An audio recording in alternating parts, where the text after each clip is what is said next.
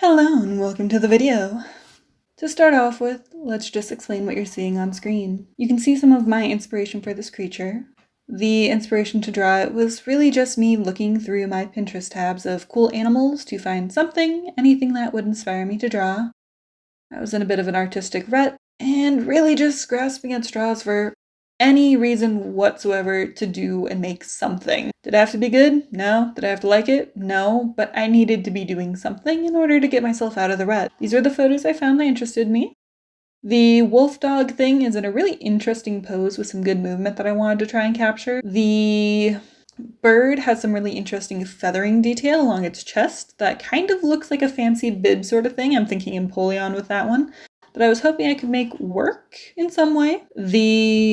I'm gonna have to look up what it's called, has really nice facial fur details. Now, the reason you're seeing everything in grayscale is because I did this in grayscale, except not really. What I did was I changed my system preferences to only show it as grayscale to me. Then I randomly generated a bunch of color palettes, kind of picked the shades I wanted from it to make it an okay range. It's a little bit missing in some spots, but it works.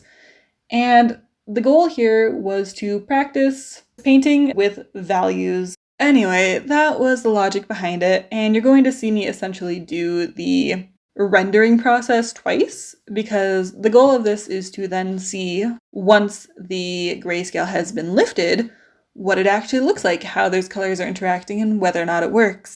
Spoiler, things have to change a little bit. We'll get there. Now you might notice I've made some changes to my Wolfie boy to make him not, a carbon copy of the photo. Not that it was going to be anyway. Realism is not my thing, guys. And the changes made are, to be frank, mostly just for my own personal aesthetics.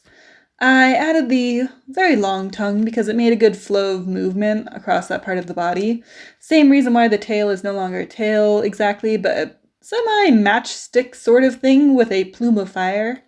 It just gave it more movement. The additional horns along the face are purely 100% just for aesthetics because I wanted more silhouette variation. And it looked cool. It looked cool. I am fond of them. I didn't change too much else. And I'll be honest, I thought about calling this a dragon dog because of those spikes and the tongue, which are semi-reptilian-ish. I could see them on a dragon. For all those dragons that are walking down the street every day, I totally see those on those.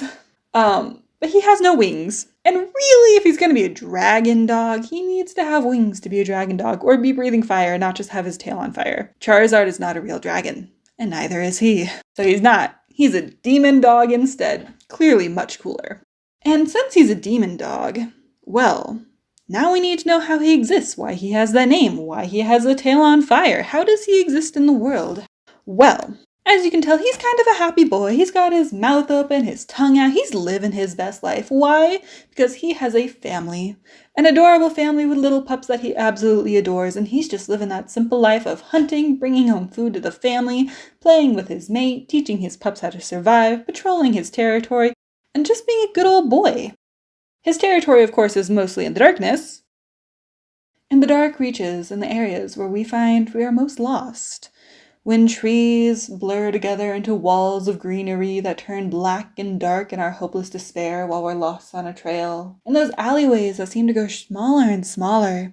The streetlights fading from view as we kind of panic about the walls closing in on us, losing our way and being lost to the depths of the urban sprawl. In those supermarket aisles, when it's eerily silent. And you don't see anyone, you don't hear anyone, and it's a place that's supposed to be full of life. Did they close the store? Are their lights going to go out? Why is it dark? Why are you scared? Why are the cans no longer there? What is that light?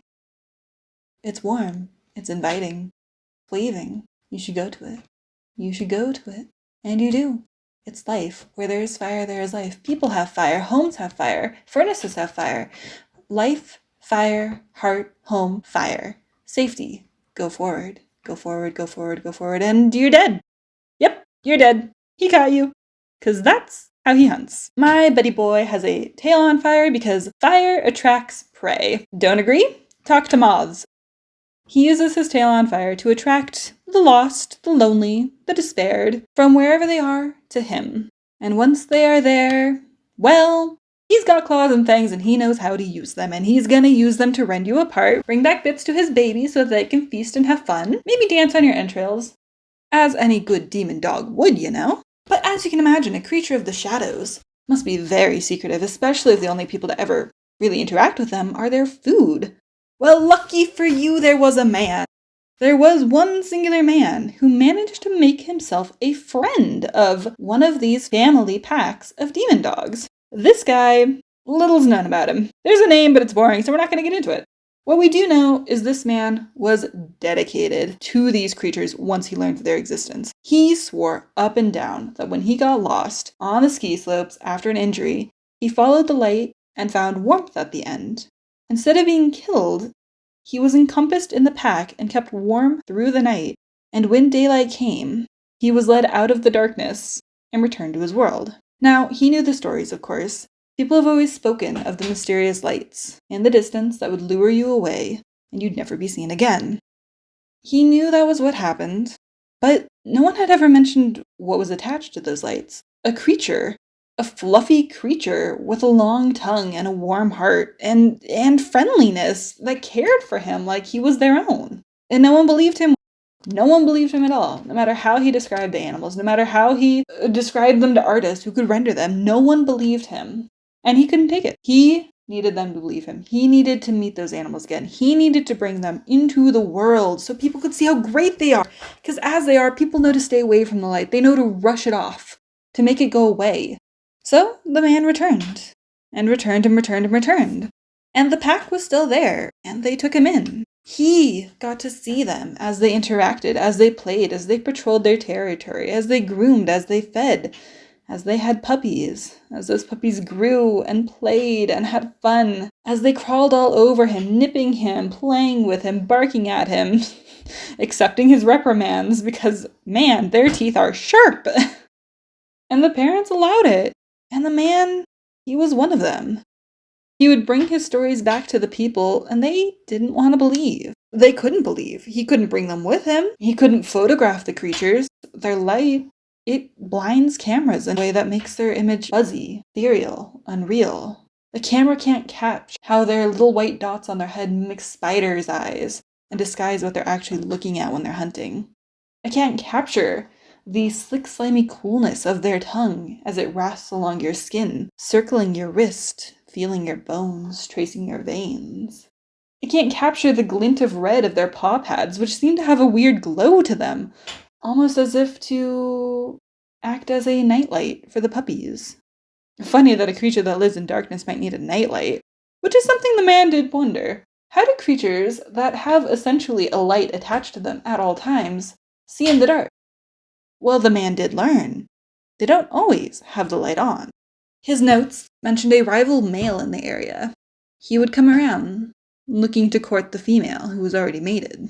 His tail would glow in brightly colored flashes, things he had never seen before. The actual male, the one who has this pups, would fight this one. He would warn it off. He would growl. His own tail would bloom up in a fiery blaze, a color of intense red and that the man had never seen. The trespasser would challenge back, but often leave. On a couple occasions, the man did know that they had come to blows. He hadn't necessarily seen it per se, as it happened some distance away from the puppies that he was staying with, but he could see the fire flashing. He could hear the sounds, the wet sounds, growling, snapping, snarling. The male would always return, sometimes more bloody than others. But it was in the times that the male wasn't there that the man saw what the dogs would actually do. The female, not one to be taken by this interloper, was fiercely protective of her pups. But any smart creature knows that if you can avoid a fight especially that you may not win, you should. And so one night when the male came around, and the other male was off far away, too far to call, the female did something the man had never seen. Her light vanished. Feeling in the darkness, he could feel her. She didn't growl, didn't shift, she was silent. But feeling around, he could feel that she had lain upon the puppies, careful not to crush them, but just enough that her fur draped over their own little tiny glowing tails, hiding them from view. In the complete darkness, they watched as the rival circled and eventually left. The man determined that these creatures can't actually see in the dark, and while they certainly have the canine nose, perhaps, in fact, they can't even smell that well, for the male did not find them, as any wolf surely would have. The journal entries end after that. The man went on one final expedition, of which he never returned. It is widely speculated by scholars now that have studied the creatures a little bit more that the man was likely killed by the rival to be made a gift for the female. Anyway, that's the story of these guys.